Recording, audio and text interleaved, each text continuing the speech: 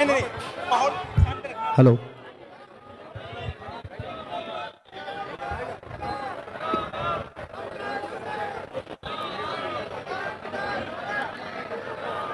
सबसे पहले सब तो पहला थानू सारिਆਂ ਨੂੰ बेनती है कि आराम नाल बैठो। कांग्रेस पार्टी, कांग्रेस पार्टी, सारी संगत ਨੂੰ बेनती है प्लीज़ आराम नाल बैठो। जो प्रोग्राम का मकसद है आप उस प्रोग्राम के मकसद ਨੂੰ पूरा करने वास्ते काम कर सकिए। सारिਆਂ ਨੂੰ बेनती है कि प्लीज़ आराम नाल बैठ जाओ। हेलो, सब तो पहला मैं सरदार तलोचन सिंह सूंद साहब ਨੂੰ बेनती करांगा कि वो आके बाबा साहेब डॉक्टर भीमराव अंबेडकर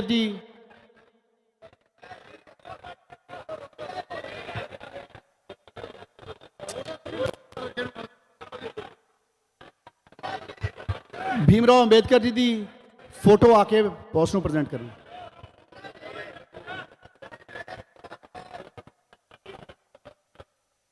ਹੁਣ मैं बेनती करदा सरदार युवराज सिंह जी ਨੂੰ कि वो आके शहीद आजम सरदार भगत सिंह जी की फोटो आके भेंट करन।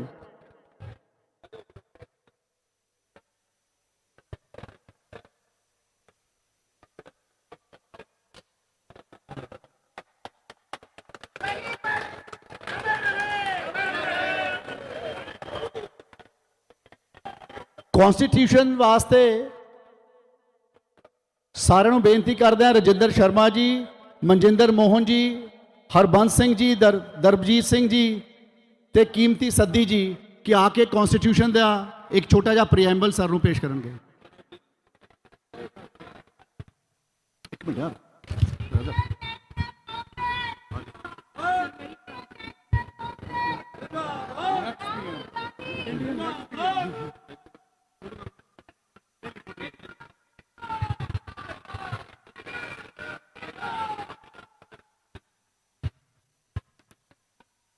सारे ਨੂੰ बेनती है कि जिथे जिथे मेरे नौजवान वीर खड़े हैं प्लीज़ जिथे जगह मिलती है बैठ जाओ, नहीं पंडाल का जिहड़ा कनात है वो नेड़े जाके लाइन च लग जाओ ताकि लोगों का व्यू ऑबस्ट्रक्ट ना हो। अज अपने सब दे सत्कारयोग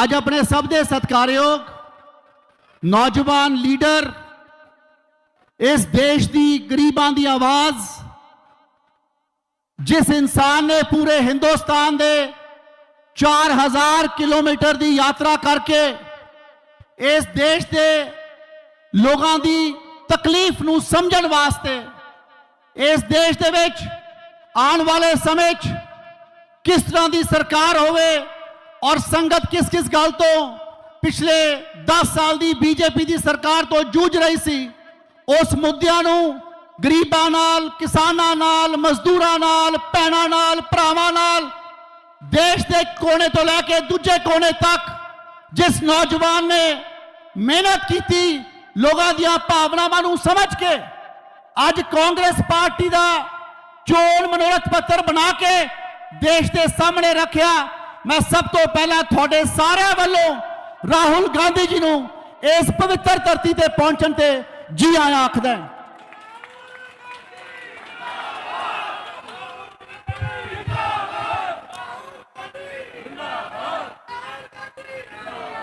तुसी सारे जानते हो कि चोण चल रही है। बहुत सारे लोगों ने चोण 2-3 महीने लंबी चलाई कि शायद 3 महीने लंबी चोण चलाने नाल फायदा हो जाए। आज मैं थानू कहना चाहना, देश के विच राहुल गांधी जी ने ते समूची कांग्रेस पार्टी ने बहुत बड़े बड़े प्रोग्राम चले, चोण की कैंपेन चली, रोड शो चले, हर तरह की प्रचार चलिया, अड अड मुद्दे लोगों के नाल डिस्कस होए। साथियों ने अज सब तो वड्डी गल है कि अज असी सारे इकट्ठे हुए हैं। अज भावें सारा चोण प्रचार हिंदुस्तान दे विच खत्म होने ते आया, अखीरला पैड़ है। तुसी सोचोगे कि अज राहुल गांधी ने आके साथ ला ली। ओ मेरे भरावो, आज अपने सारे लोगों ने मिलके इस देश के संविधान को बचाना है, जिसके ऊपर सारा चोण प्रचार देश का खड़ा है, जिसके पीछे आने वाला भविख खड़ा है। और थानू सारिਆਂ ਨੂੰ पता है ਜਦੋਂ देश आजाद होया सी, आज राहुल जी ये पवित्र धरती है, शहीद आजम सरदार भगत सिंह की धरती, जिन्होंने इस देश की आजादी वास्ते बहुत सारे लोगों नाल मिलकर अपनियां कुर्बानियां दित्तियां, शहादत दित्तियां, ता जाके देश आजाद होया सी। और ये देश जो आजाद होया और आजादी तो बाद एक संविधान बनया, जिस संविधान के तहत डॉक्टर भीमराव अंबेडकर जी ने इस देश को संविधान दिता। और पिछले 74 सालों तो आप लोग उस संविधान का आनंद मान रहे हैं। और तुसी सारे ये भी जानते हो कि जो संविधान है, इस दे तहत ही सानू सारिਆਂ ਨੂੰ वोट पाने की ताकत मिली है। और जे तुसी देखते हो सरपंच बनाना है, MLA बनाना है, MP बनाना है, जे कोई ना काम करे आप 5 साल बाद वो बदल कर देने हैं। अज मैं थानू सारिਆਂ ਨੂੰ कहना चाहना, जे अज साडे कोलों 1 तरीक ਨੂੰ गलती हो गई तो असी संविधान को कमजोर करने वाली पार्टी को ताकत देती, तो मैं समझदा कि शायद सारी उम्र आपां दोबारा वोट पाने का मौका ना मिले। सो अज जरूरत है संविधान को बचाने की, अज जरूरत है साडे वोट के अधिकार को बचाने की, साडी जुबान को बचाने की, साडे नौजवान बच्चों के कारोबार को बचाने की, उन्होंने रोजगार को बचाने की। सो मैं ज्यादा कुछ ना कहता होया, राहुल जी ये बहुत बड़ा इलाका है श्री आनंदपुर साहब का, जिथे तुसी मैनू आशीर्वाद देके भेजा है। और पिछले 1 महीने तो इस सारे कांग्रेस पार्टी के वर्कर साहबाना ने मैनू इत्थे हत्थां ते चक के कांग्रेस पार्टी को मजबूत करने वास्ते, इस इलाके चो थानू ताकत देने वास्ते बहुत सारा मेरा साथ दिता है।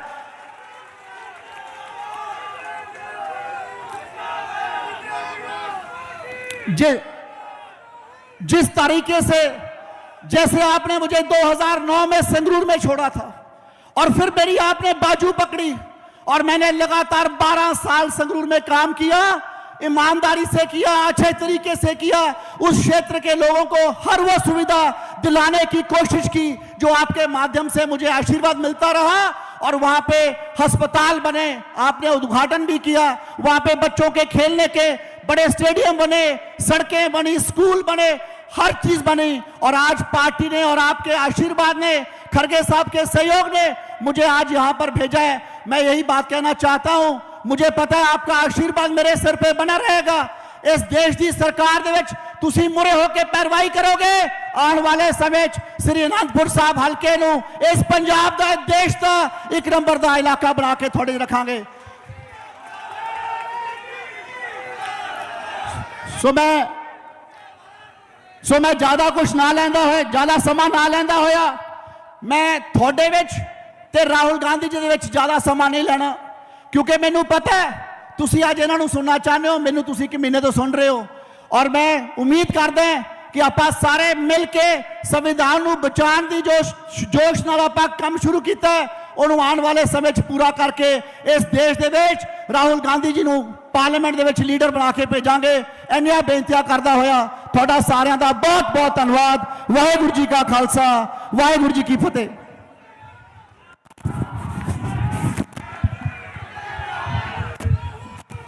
धन्यवाद सिंगला जी।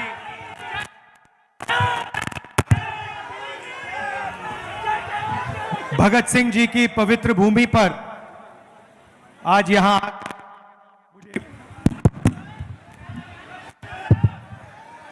आकर मुझे बहुत खुशी हो रही है। आप यहां गर्मी में आए, दूर दूर से आए, मेरी बात सुनने आए, इसके लिए आप सबको दिल से धन्यवाद करता हूं और आपका यहां स्वागत करता हूं। भाइयों और बहनों, ये जो चुनाव है, इस चुनाव में पहली बार हिंदुस्तान की इंडिपेंडेंस के बाद पहली बार संविधान पर आक्रमण हो रहा है। नरेंद्र मोदी जी, अमित शाह जी और बीजेपी के नेताओं ने साफ कह दिया है कि अगर वो चुनाव जीतेंगे तो वो अंबेडकर जी के संविधान को, गांधी जी के संविधान को रद्द कर देंगे, फाड़ के फेंक देंगे। अब सबसे पहले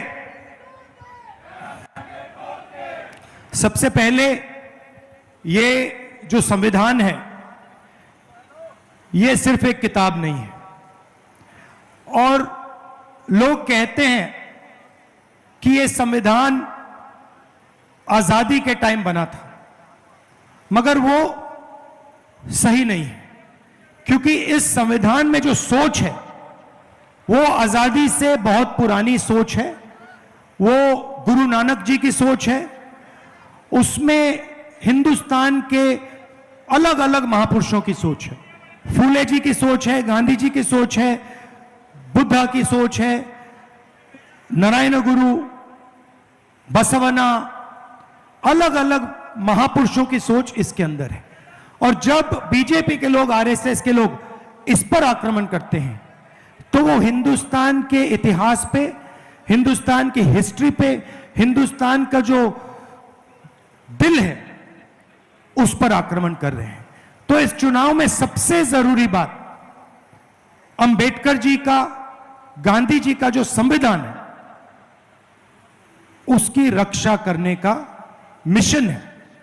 और हम सब मिलकर, कांग्रेस पार्टी के कार्यकर्ता, कांग्रेस पार्टी के सारे नेता, हम सब मिलकर जनता के साथ ये काम पूरा करेंगे। शहीद भगत सिंह जी की बात करते हैं और उनके बारे में कहा जाता है कि वो हिंदुस्तान के लिए शहीद हुए। ये बिल्कुल सच है, मगर ये नहीं कहा जाता कि वो एक बहुत गहरे पॉलिटिकल थिंकर थे। और अगर आप उनकी सोच को देखें तो उनकी भी सोच संविधान में रिप्रेजेंटेड है।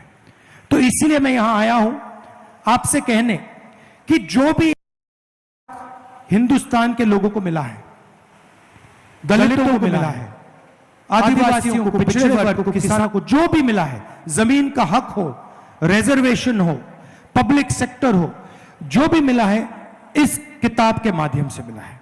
और आज बीजेपी के लोग खुलकर इस पर आक्रमण कर रहे हैं। आपके सवाल हो, 2-3 सवाल हो जो आप मुझसे पूछना चाहें, पूछिए प्लीज, मैं आपके जवाब देता हूं। 1 सेकंड माइक दे देंगे आपको। कौन कौन सवाल पूछेगा? यहां से पूछेंगे, बोलिए बोलिए।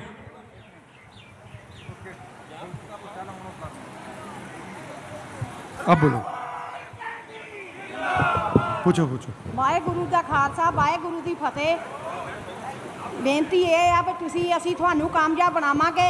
ਨਰੇਗਾ ਵਾਲੀਆਂ ਬੀਬੀਆਂ ਦੀ 400 ਰੁਪਈਆ ਦਿਹਾੜੀ ਹੋਣੀ ਚਾਹੀਦੀ ਆ। ਬੱਚੇ ਸਾਡੇ ਭੁੱਖੇ ਮਰਦੇ ਆ, ਉਹਨਾਂ ਨੂੰ ਨੌਕਰੀਆਂ ਦਿਵੋ। ਉਹਨਾਂ ਦੇ ਬੱਚਿਆਂ ਦੀ ਜ਼ਿੰਦਗੀ ਜ਼ਿਆਦਾ ਖਰਾਬ ਹੋਈ ਹੋ। ਨਸ਼ੇ ਤੁਸੀਂ ਬੰਦ ਕਰਾਓ। देखिए, थोड़ी थोड़ी मैं पंजाबी समझ जाता हूं तो कोशिश करता हूं। हमने मैनिफेस्टो में लिखा है कि नरेंद्र मोदी जी ने 22 लोगों के लिए सरकार चलाई है, अरबपति बनाने का काम किया है। मजदूरों को आज मनरेगा में 250 रुपए मिलते हैं। 4 जून के बाद हिंदुस्तान के सब लोग जो मनरेगा में काम कर रहे हैं उनको 400 रुपए मिलेगा। हमने ये कह दिया है, हम इसको कर देंगे।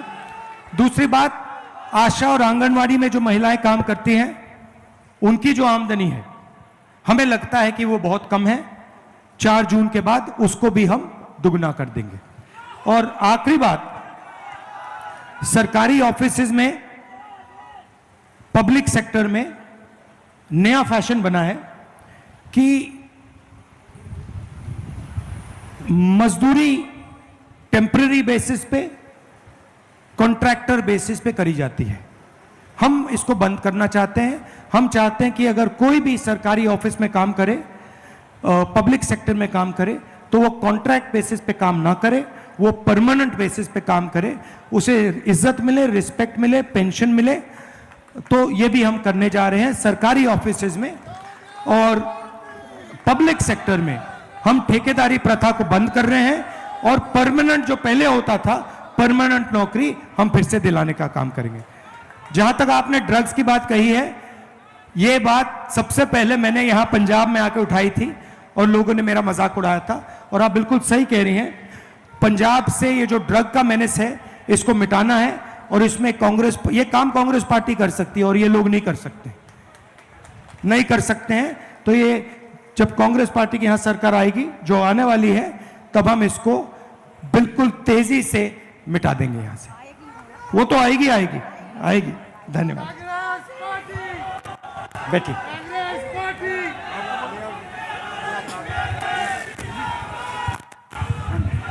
मैं ਗਿਆਨਚੰਦ ਇੱਕ ਆਮ ਆਦਮੀ ਆ। ਮੈਂ ਲੱਕੜ ਦਾ ਕੰਮ ਕਰਦਾ ਸੀ, ਅੱਜ ਤੋਂ 10 ਸਾਲ ਪਹਿਲਾਂ ਬਹੁਤ ਵਧੀਆ ਕੰਮ ਚੱਲਦਾ ਸੀ। ਅੱਜ ਹਾਲਾਤ ਇਹ ਹੋ ਗਏ ਕਿ ਸਾਰੇ ਅਸੀਂ ਘਰ ਦੇ ਰੋਟੀਆਂ ਆਵਾਜ਼ਾਰ ਹੋ ਗਏ। ਮੇਰੇ ਖਿਆਲ ਆ ਕਿ ਮੇਰੇ ਵਰਗੇ ਤੁਹਾਡੇ ਵੀ ਬਹੁਤ ਸਾਰੇ ਬੱਚੇ ਆ ਜਿਹੜੇ ਘਰਾਂ 'ਚ ਡਿਗਰੀਆਂ ਕਰਕੇ ਬੈਠੇ ਆ, ਕੋਈ MBA, ਕੋਈ BCA, ਕੋਈ ਕੁਝ ਕਰਕੇ ਬੈਠਾ, ਕਿਸੇ ਨੂੰ ਕੋਈ ਕੰਮ ਨਹੀਂ, ਕੋਈ ਐਸਾ ਇਲਾਕੇ 'ਚ ਫੈਕਟਰੀ ਨਹੀਂ।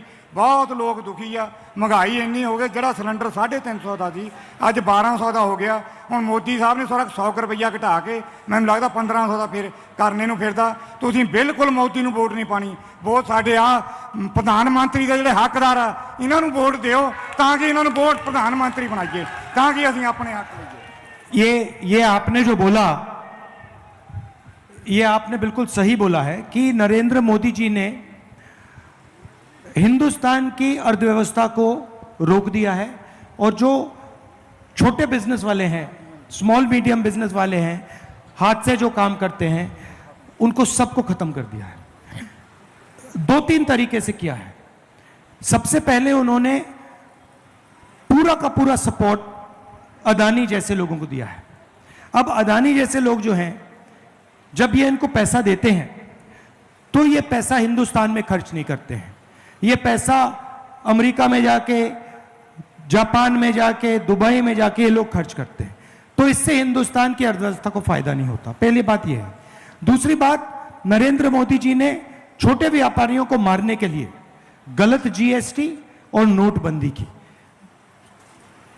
मीडिया कहता है कि नोटबंदी और GST से देश को फायदा हुआ है, मगर सच्चाई यह है, और पूरा हिंदुस्तान जानता है, कि नोटबंदी और GST ने हिंदुस्तान का नुकसान किया, और खासतौर से जो छोटे बिजनेसेस हैं उनको खत्म किया। अब देश में रोजगार छोटे बिजनेसेस देते हैं। अंबानी जी देश को रोजगार नहीं देते, अदानी जी रोजगार नहीं देते। तो मैं आपको अपनी सोच के बारे में बताना चाहता हूं। हमारा प्लान क्या है? सबसे पहले किसानों को हम गारंटीड कानूनी मिनिमम सपोर्ट प्राइस दे रहे हैं, तो और उनका कर्जा माफ करने जा रहे हैं। तो अब किसानों के जेब में इंडिया गठबंधन की सरकार पैसा डालेगी, पहला काम। दूसरा काम जो मैंने अभी आपको कहा, मजदूरों को 250 रुपए नहीं 400, आंगनवाड़ी और आशा महिलाओं को दुगना, उनके बैंक अकाउंट में पैसा डाल रहे हैं। तीसरा, महालक्ष्मी योजना। हिंदुस्तान के सब गरीब लोगों की लिस्ट बनेगी। पंजाब में, उत्तर प्रदेश, बिहार, हर प्रदेश में जो भी गरीबी रेखा से नीचे हैं उनके नाम लिस्ट पे आएंगे। हर परिवार में से एक महिला का नाम चुना जाएगा, और उस महिला को हर महीने 8,500 रुपए ठकाठक अंदर, साल के 1 लाख रुपए। तो करोड़ों महिलाओं को हम साल का 1 लाख रुपए देंगे, और वो उस दिन तक मिलेगा जब तक वो गरीबी रेखा से निकल जाएंगे। तीसरी बात, पहली नौकरी पक्की स्कीम। आपने ग्रेजुएट्स की बात की, आपने इंजीनियर्स की बात की। हिंदुस्तान में मोदी जी ने इंजीनियर्स को, ग्रेजुएट्स को कहा कि आप लोग पकौड़ा बनाओ। मैं दिल्ली रेलवे स्टेशन गया, वहां एक युवा मिला, सिविल इंजीनियर, वो कुली का काम कर रहा है। तो यह बहुत बड़ी समस्या है, बेरोजगारी की समस्या है।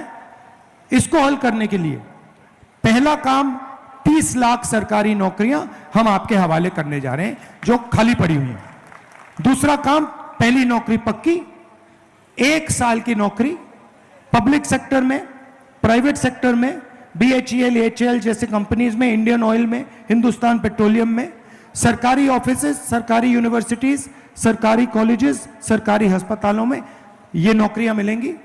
ये नौकरी का अधिकार होगा, तो कोई भी युवा 1 साल का अधिकार मांग पाएगा, सरकार को देना ही होगा।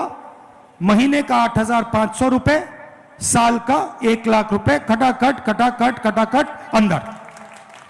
अब मैं जानता हूं कि ये मीडिया वाले कहेंगे कि देखिए इंडिया गठबंधन की सरकार गरीबों की आदत बिगाड़ रही है। जब अदानी को पैसा मिलता है, अंबानी को पैसा मिलता है, तो ये कहते हैं देखो देखो विकास हो रहा है, और जब गरीबों की जेब में पैसा जाता है तो ये कहते हैं गरीबों की आदत बिगाड़ रहे हैं। तो मैं इनको मैसेज देना चाहता हूं, आपको जितना बोलना है बोलो, ज्यादा बोला तो 1 लाख के 2 लाख कर देंगे।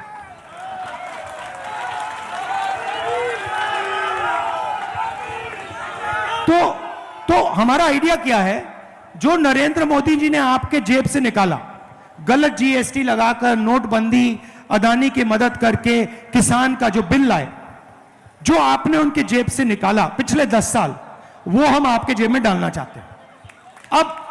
अब ये मत सोचिए कि हम सिर्फ आपके जेब में पैसा डालना चाहते हैं। हमारा एक और लक्ष्य, छुपा हुआ लक्ष्य, हम क्या करना चाहते हैं, जैसे उन्होंने अदानी जी को पैसा दिया, अदानी जी ने उसको विदेश में खर्च किया, हम आपके जेब में पैसा डालना चाहते हैं, क्योंकि हम जानते हैं कि आप इस पैसे को यहीं खर्च करोगे, गांव में खर्च करोगे, शहरों में खर्च करोगे, हिंदुस्तान में खर्च करोगे। जैसे ही आप ये पैसा खर्च करना शुरू करोगे, कैसे खर्च करोगे, कोई शर्ट खरीदेगा, पैंट, जूते, camera, mobile phone, motorcycle, scooter, ये चीजें खरीदोगे।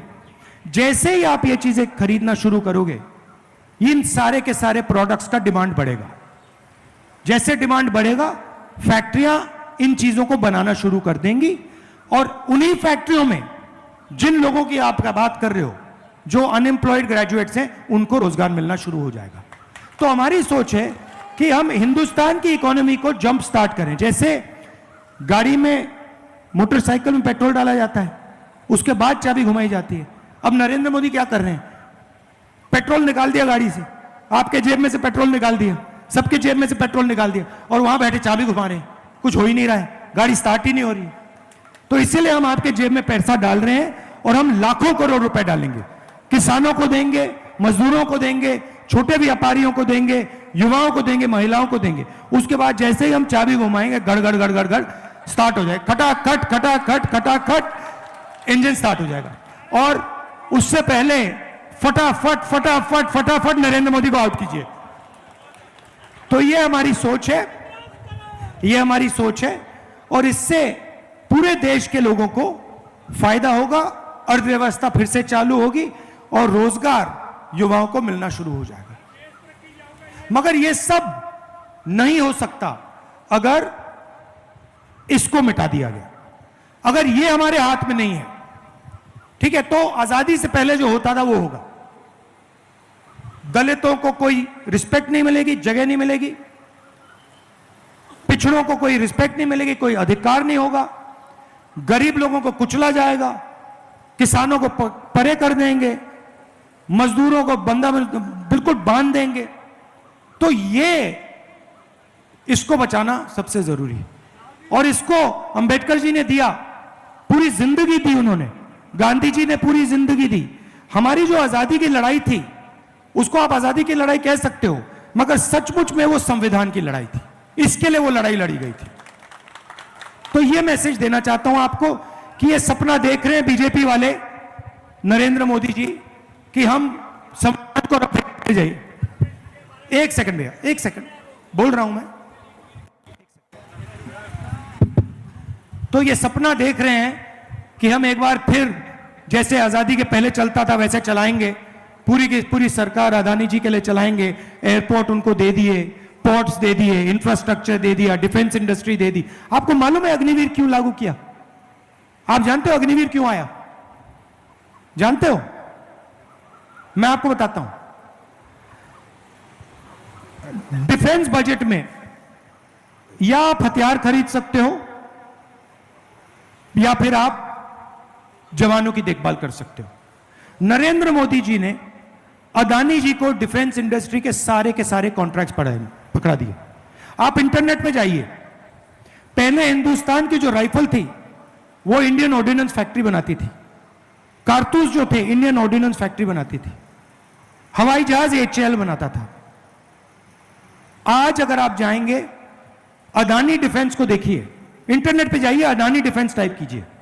अदानी डिफेंस हिंदुस्तान की राइफल बनाएगा, सारे कारतूस बनाएगा, सारे शेल्स बनाएगा, सारे फील्ड गन्स बनाएगा, ड्रोन बनाएगा, हवाई जहाज बनाएगा, सारा का सारा अदानी डिफेंस बनाएगा।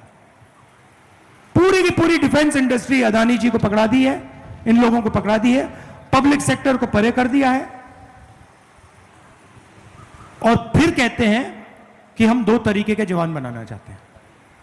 मतलब पहली बार हिंदुस्तान की हिस्ट्री में ये 3 कानून लाए किसान वाले, इन्होंने, इनकी कोशिश थी किसानों को मजदूर बना दो। अब इन्होंने नई चीज की है, अग्निवीर योजना में जवानों को मजदूर बना दिया है। सही बात है ना, कि आप आओ, आप यहां 3 साल काम करो, उसके बाद जूता मार के आपको बाहर भगा देंगे। 2 तरीके के जवान होंगे, एक अमीर घर का बेटा होगा, एक अमीर घर का बेटा होगा, उसे पेंशन मिलेगी, उसे कैंटीन मिलेगी, अगर वो शहीद होता है तो उसको शहीद का दर्जा मिलेगा, कॉम्पनसेशन मिलेगी, परिवार की पूरी रक्षा होगी और उसको फुल ट्रेनिंग मिलेगी। और गरीब घर के बेटे को कहते हैं कि भैया आपको 6 महीने की ट्रेनिंग देंगे, चाइना के सामने खड़ा कर देंगे, चाइना के जो सैनिक है उनको 5 साल की ट्रेनिंग होगी, आप उनसे लड़ोगे, आपकी 6 महीने की ट्रेनिंग, उनकी 5 साल की ट्रेनिंग, नतीजा सबको मालूम है। और जब आप शहीद हो गए तो हम आपको ना शहीद का दर्जा देंगे, ना कॉम्पनसेशन देंगे, ना आपकी फैमिली की रक्षा करेंगे। तो 2 तरीके के शहीद बना दिए हैं, एक अमीर घर का बेटा है, दूसरा गरीब। और गरीब वाले से कह रहे हैं कि भैया आपको 3-4 साल बाद निकाल देंगे, पेंशन नहीं देंगे, शहीद का दर्जा नहीं देंगे। ये हमारे लिए एक्सेप्टेबल ही नहीं है। ये सेना का अपमान है, देशभक्तों का अपमान है, आर्मी का अपमान है, इसको हम एक्सेप्ट नहीं करेंगे। जैसे ही हमारी सरकार आएगी, पहला काम होगा अग्निवीर योजना को फाड़ के कूड़ेदान में फेंक देंगे। हमें 2 तरीके के शहीद नहीं चाहिए, हमें सिर्फ एक तरीके का शहीद चाहिए जिसकी रिस्पेक्ट हो। शहीद भगत सिंह जी जैसे, उनकी रिस्पेक्ट है, सब लोग इज्जत देते हैं। यहां पे अभी म्यूजियम बनाया, स्टैचू बनाई, स्मारक बनाया, हर शहीद की ऐसी इज्जत होनी चाहिए। अभी 2 दिन पहले मैं एक अग्निवीर से जाके मिला, अग्निवीर के परिवार से जाके मिला जो शहीद हुआ। अभी उसको कॉम्पनसेशन नहीं मिली है, उसको शहीद का दर्जा नहीं मिला है, उसको देश भूल गया। तो ये तो एक्सेप्टेबल ही नहीं है, इसको हम एक्सेप्ट करने को तैयार ही नहीं है। इसलिए हम इसको फाड़ के फेंक देंगे, जैसे पहले हुआ करता था। जवान मजदूर नहीं होगा, जवान जवान होगा और जवान को पूरी रिस्पेक्ट मिलेगी। धन्यवाद।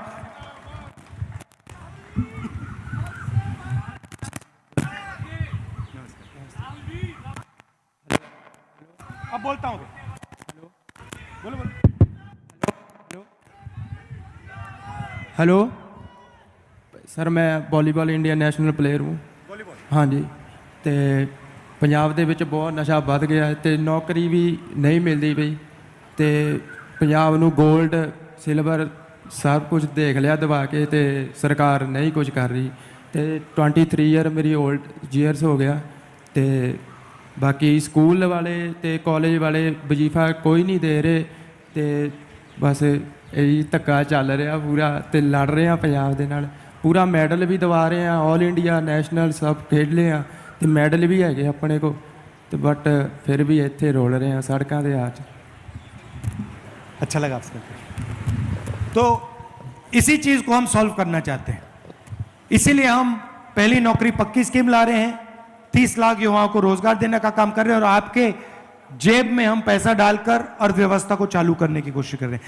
आपने रिजर्वेशन की बात उठाई, देखिए हिंदुस्तान में 50% पिछड़े वर्ग के लोग हैं, 15% दलित, 8% आदिवासी, 15% माइनॉरिटी, 5% गरीब जनरल कास्ट, 90% से ज्यादा ये लोग हैं। बीजेपी के लोगों ने साफ कहा है कि हम रिजर्वेशन को खत्म कर देंगे। आरएसएस के चीफ ने कहा है कि रिजर्वेशन से देश को नुकसान होता है। हमारे मैनिफेस्टो में साफ लिखा है, आज जो 50% की लिमिट है रिजर्वेशन को पर, उसको हम हटा देंगे और रिजर्वेशन को बढ़ा देंगे, क्योंकि हमारा काम 90% के लिए काम करने का है। हमारा काम 1% के लिए काम करने का नहीं है। हम जाति जनगणना कराएंगे, इकोनॉमिक सर्वे कराएंगे, संस्थाओं का सर्वे कराएंगे, और हिंदुस्तान की जो सच्चाई है, भागीदारी की जो सच्चाई है, कितनी भागीदारी किसके पास है, वो हम देश के सामने रख देंगे। आप सब आए, गर्मी का समय है। हाँ, एक है, अच्छा। सत्कारयोग साथियों, जवान दे मैं दूसरी बारी दर्शन कर रहा। एक बार मौका मिला सी आदमपुर की धरती ते, अज शहीद आजम भगत सरदार भगत सिंह जी जिन्हां ने इस धरती नूं अपने खून नाल सिंचिया, उस धरती ते इस जवान का मैं दर्शन कर रहा। इन्हां दे दादी माँ की जो कारगुजारी सी, उस तो असीं बड़े प्रभावित सी। कोई गरीब नहीं सी रुलदा, हर बन का हक मिलता सी, गरीबां नूं नौकरियां मिलदियां सी, गरीबां दे बच्चे स्कूलों में वजीफे मिलते सी, उन्हां नूं किताबां फ्री मिलदियां सी। ते अज देखो भी की हो रहा। अज साडे बच्चे पढ़े लिखे आ, MA BEd आ, उन्हां नूं नौकरियां नहीं मिल रही। साथियों, मैं एक बहुत ही छोटे जिहा गरीब परिवार विच उठिया, ते मैं तो अपने आप नूं भाग्यशाली समझदा भी जिन्हां पिंडां दे विच कदी फसल नहीं सी हुंदी।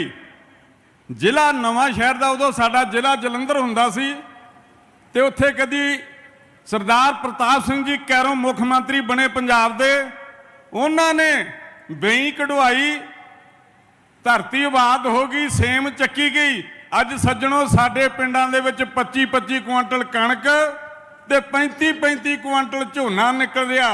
पर दुख की गल यह आ, ये पंजाब के लोग मेहनती आ, ईमानदार आ, पर जेडे साडे ना राजे आ, पहला प्रजा राजे दे वेले सुखी हुंदी सी, अज प्रजा दुखी आ। मैं राहुल जी तुहानूं इक्को बेनती करनी चाहुंदा, इन्हां पंजाब दे लोकां नूं ना भुल्लिओ, ये तुहाडे नाल खड़े आ। मैं कहणियां तुहाडा इस धरती ते आउण ते धन्नवाद, दिलों धन्नवाद करदा। जी आया। वाहिगुरू जी का खालसा, वाहिगुरू जी की फतेह।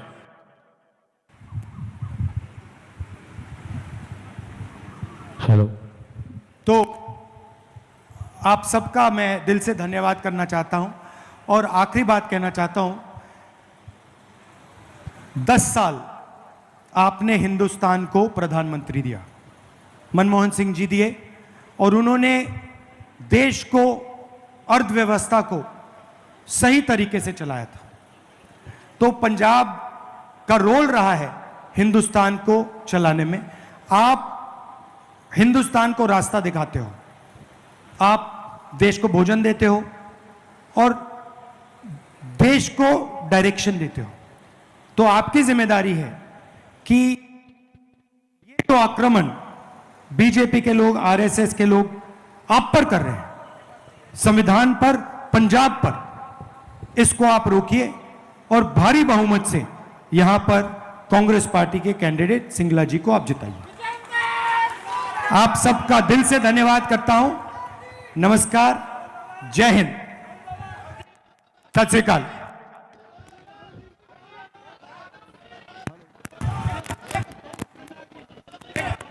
हेलो, एक मिनट।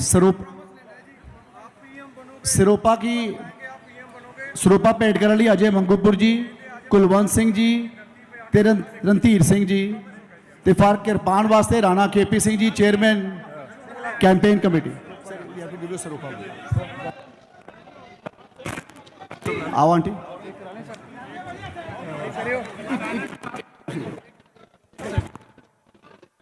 आंटी उठा लो।